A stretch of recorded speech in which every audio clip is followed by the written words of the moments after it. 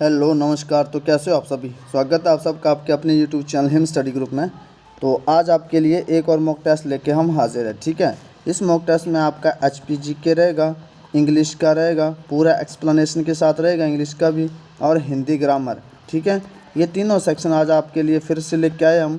बाकी आपको पता है कि हर रोज़ वीडियो जो शाम को 7:30 बजे अपलोड होती है, तो आपने टाइम से वीडियो को वॉच आउट कर लेना है। और आप हमारे टेलीग्राम चैनल से भी जुड़ सकते हैं, जिसका लिंक जो डिस्क्रिप्शन बॉक्स में दे रखा है।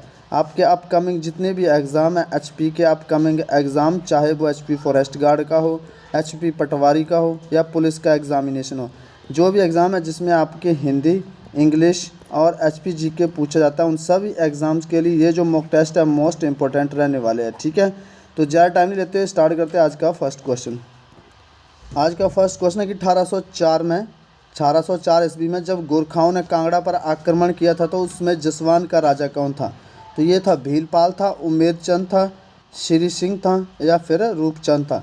तो 1804 ईस्वी में जब गोरखाओं ने कांगड़ा पर आक्रमण किया था, तो उस समय जो कांगड़ा का राजा था वो थे उमेद चंद। ठीक है, उमेद चंद। चलते हैं नेक्स्ट क्वेश्चन की ओर। नेक्स्ट क्वेश्चन आपका, कांगड़ा की पहाड़ियों पर आक्रमण करने वाला पहला सिख सरदार कौन था। तो कांगड़ा की पहाड़ियों पर आक्रमण करने वाला पहला सिख सरदार जय सिंह कन्हैया था, महाराजा रणजीत सिंह थे, गुरबख्श सिंह थे या जस्सा सिंह रामगढ़िया। तो कांगड़ा की पहाड़ियों पर आक्रमण करने वाला पहला जो सिख सरदार था आपका, वो था जस्सा सिंह रामगढ़िया। जस्सा सिंह रामगढ़िया, ये थे आपके पहले सिख सरदार जिन्होंने कांगड़ा की पहाड़ियों पर आक्रमण किया था। चलते हैं नेक्स्ट क्वेश्चन की ओर। नेक्स्ट क्वेश्चन आपका कि गुरु गोविंद सिंह जब कुल्लू आए, तो उस समय वहाँ का राजा कौन था। तो गुरु गोविंद सिंह जब कुल्लू आए, तो उस समय वहाँ का राजा कौन था। राम सिंह था, राज सिंह था, बहादुर सिंह था या सिद्ध सिंह था। तो गुरु गोविंद सिंह जब कुल्लू आए, तो उस समय जो कुल्लू का राजा था वो था राज सिंह। कुल्लू का राजा कौन था उसमें, राज सिंह था। चलते हैं नेक्स्ट क्वेश्चन की ओर। नेक्स्ट क्वेश्चन है कि कांगड़ा के शासक जयचंद को किस मुगल बादशाह ने कैद कर लिया था। तो कांगड़ा के शासक जयचंद को किस मुगल बादशाह ने कैद कर लिया था। औरंगजेब ने, जहांगीर ने, अकबर ने, शाहजहां ने। तो कांगड़ा के शासक जयचंद को कैद कर लिया था अकबर ने। अकबर ने कैद किया था इसको। चलते हैं नेक्स्ट क्वेश्चन की ओर। नेक्स्ट क्वेश्चन है कि गुलेर के किस राजा को शाहजहां ने शेर-ए-अफगान की उपाधि दी थी। तो ये राज सिंह को दी थी, घमंड चंद को, संसार चंद को या मान सिंह को। तो मान सिंह, ये थे आपके मान सिंह। मान सिंह को, जो मान सिंह कांगड़ा गुलेर का राजा था, उसको शाहजहां ने शेर अफगान की उपाधि दी थी। चलते हैं नेक्स्ट क्वेश्चन की ओर। नेक्स्ट क्वेश्चन है कि 1920 ईस्वी में कांगड़ा के किले का पहला मुगल किलेदार किसको बनाया गया। ठीक है, तो ये जगतपाल को, जगतपाल कोच को, कुली खान संसार को या फिर कुली खान को या फिर संसार चंद को, संसार चंद को या नवाब अली खान को, या नवाब अली खान को, नवाब अली खान को। ये तीन है, जगतपाल कोच को, कुली खान को, संसार चंद को या नवाब अली खान को। तो 1920 ईस्वी में कांगड़ा के किले का पहला मुगल किलेदार जो बनाया गया, वो बनाया गया है नवाब अली खान को। चलते हैं नेक्स्ट क्वेश्चन की ओर। तो नेक्स्ट क्वेश्चन आपका कि नाहन शहर की स्थापना किसने करी थी। तो नाहन शहर की स्थापना सुमेर प्रकाश ने करी थी, बुद्धि प्रकाश ने, सुख प्रकाश ने या कर्म प्रकाश ने। तो नाहन शहर की जो स्थापना करी है वो करी है कर्म प्रकाश ने। कर्म प्रकाश जो वो नाहन शहर के संस्थापक थे। चलते हैं नेक्स्ट क्वेश्चन की ओर। नेक्स्ट क्वेश्चन है कि कांगड़ा किले का निर्माण किसने करवाया। हरिश्चंद्र ने कराया, सुशर्म चंद ने करवाया या संसार चंद ने, या इनमें से कोई नहीं। तो कांगड़ा किले का जो निर्माण है वो करवाया आपके सुशर्मा चंद ने। सुशर्मा चंद ने जो वो कांगड़ा किले का निर्माण करवाया है। चलते हैं नेक्स्ट क्वेश्चन की ओर। नेक्स्ट क्वेश्चन है कि दमदमा महल कहाँ पर स्थित है। तो ये चंबा में है, कांगड़ा में है, मंडी में है या बिलासपुर में। तो दमदमा महल जो आपका ये मंडी डिस्ट्रिक्ट में स्थित है, और इसका निर्माण जो करवाया था वो सूरज सेन ने करवाया था। सूरज सेन ने जो दमदमा महल का निर्माण करवाया था। चलते हैं नेक्स्ट क्वेश्चन की ओर। नेक्स्ट क्वेश्चन है कि हिमाचल प्रदेश के किस जिले की सीमा पंजाब के रोपड़ से लगती है। तो ये बिलासपुर की लगती है, चंबा की लगती है, कांगड़ा की या सिरमौर की। तो बिलासपुर डिस्ट्रिक्ट जो है, बिलासपुर डिस्ट्रिक्ट की सीमा जो है वो पंजाब ज़िले के रोपड़ से लगती है, पंजाब ज़िले के रोपड़ से। तो चलते हैं नेक्स्ट क्वेश्चन की ओर। ये था आपका HPGK का सेक्शन जिसमें कि आपके 10 क्वेश्चन थे। अब 10 क्वेश्चन जो आपके हिंदी ग्रामर के रहने वाले हैं, ठीक है। तो चलते हैं नेक्स्ट क्वेश्चन की ओर। नेक्स्ट क्वेश्चन आपका ये है कि पराधीन का संधि विच्छेद क्या होगा। अब पराधीन का संधि विच्छेद पर जमा अधीन हो जाएगा, परा अधीन हो जाएगा, या प्रति अधीन, या परा अधीन। तो सबसे पहले आपने संधि विच्छेद करना, दो प्रॉपर शब्द बना लेने जो बनते हैं। तो पर, एक पर हो गया और दूसरा हो गया अधीन, ठीक है। तो अब आपको इसमें यह पता होना चाहिए कि इसमें संधि कौन सी है। तो पर यहाँ से र से अ निकलाया और यहाँ से अ, तो पहले ऑलरेडी यहाँ पे है, तो अ प्लस अ, तो ये क्या बन जाता है, आ बन जाता है, ठीक है। तो अ प्लस अ क्या बन गया, आ बन गया। तो ये जो रूल है आपका ये किस संधि में होता है, ये होता है आपका दीर्घ स्वर संधि में। दीर्घ स्वर संधि का ये आपका रूल है। तो पर अधीन में, परा अधीन में आपकी संधि कौन सी हो जाएगी, दीर्घ संधि हो जाएगी और उसका संधि विच्छेद हो जाएगा पर जमा अधीन।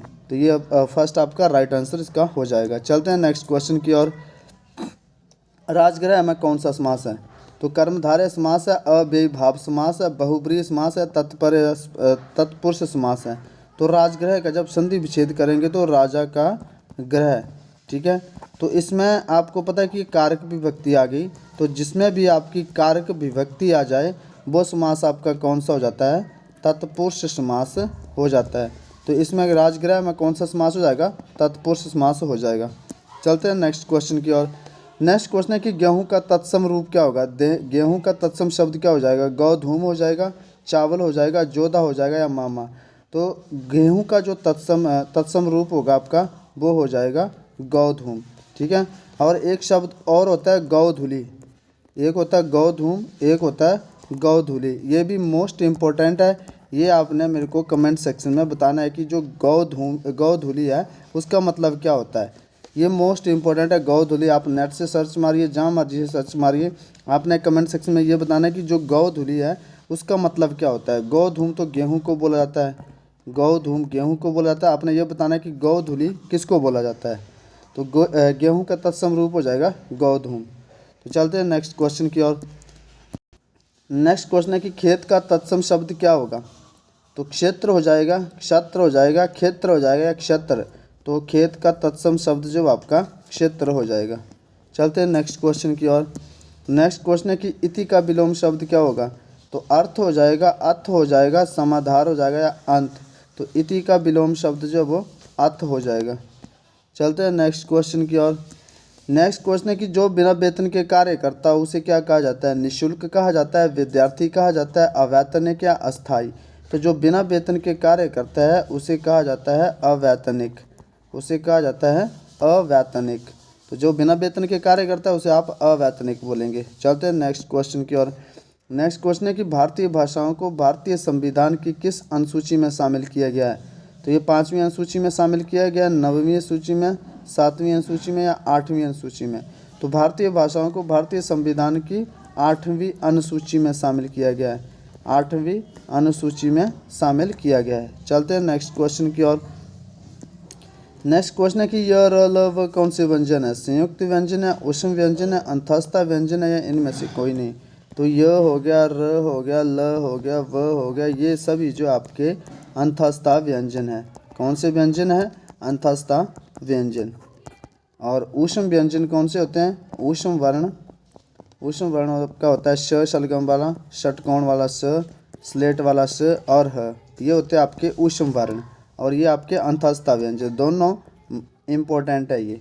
चलते हैं नेक्स्ट क्वेश्चन की ओर। इसका राइट आंसर हो जाएगा अंतःस्था व्यंजन। य र ल वो जो व्यंजन आपके ये अंतःस्था है। चलते हैं नेक्स्ट क्वेश्चन की ओर। नेक्स्ट क्वेश्चन आपका कि ज वर्ण कौन से वर्ग में आता है। तो ज वर्ण का अपना उच्चारण स्थान बताना है कि कौन से वर्ग में आता है। तो आपका च हो गया, छ हो गया, ज हो गया, झ हो गया, और अण्य, ये सारे आते हैं आपके च वर्ग में। च वर्ग में आएगी। और ध्वनियाँ कौन सी हो जाएगी, ध्वनियाँ जो आपकी ये तालव्य ध्वनि हो जाएगी। जैसा कि आपको पहले बताया कि तालव्य अलग होता है और कंठ तालव्य अलग होते हैं। कंठ तालव्य आपकी अलग होंगे। च, छ, ज, झ, अण ये तालव्य, और कंठ तालव्य आपकी ए और ए, ये आपकी कंठ तालव्य हो जाएगी। तो तालव्य और कंठ तालव्य दोनों में डिफरेंस है, ये एक नहीं है। तो च, छ, ज, झ, ण इनका जो आपका वर्ग है वो च वर्ग है, और ध्वनि जो वो तालव्य है। लेकिन यहाँ पे पूछा गया कि ज वर्ण कौन से वर्ग में आता है। तो ज वर्ण जो आपका ये आता आपका च वर्ग में आ गया। ठीक है, चलते हैं नेक्स्ट क्वेश्चन की ओर। नेक्स्ट क्वेश्चन है कि अधजल गगरी छलकत जाए मुहावरे का अर्थ क्या होता है। तो अधजल गगरी छलकत जाए मुहावरे का अर्थ होता है पानी का आधा बर्तन ज़्यादा छलकता है, अत्यधिक ज्ञान होना, कम ज्ञान का अधिक प्रदर्शन होना या कम जानना। तो इसका मतलब होता है कम ज्ञान का अधिक प्रदर्शन होना। ठीक है, जैसे आपको किसी चीज़ के बारे में कम नॉलेज और आप उसको और बढ़ा चढ़ा के बोलते हो कि हाँ मेरे को इस बारे में पूरी नॉलेज है, ऐसा कुछ बताते हो, तो उसका मतलब ये होता है कि अधजल गगरी छलकत जाए। चलते हैं नेक्स्ट क्वेश्चन की ओर। नेक्स्ट क्वेश्चन अब आपका इंग्लिश का सेशन है। ठीक है, तो इंग्लिश का सेशन स्टार्ट करते हैं अब यहाँ से। तो फर्स्ट क्वेश्चन आपका इंग्लिश का आपने फिलिंग द ब्लैक्स में भरना है इसमें कि he has just dash the house.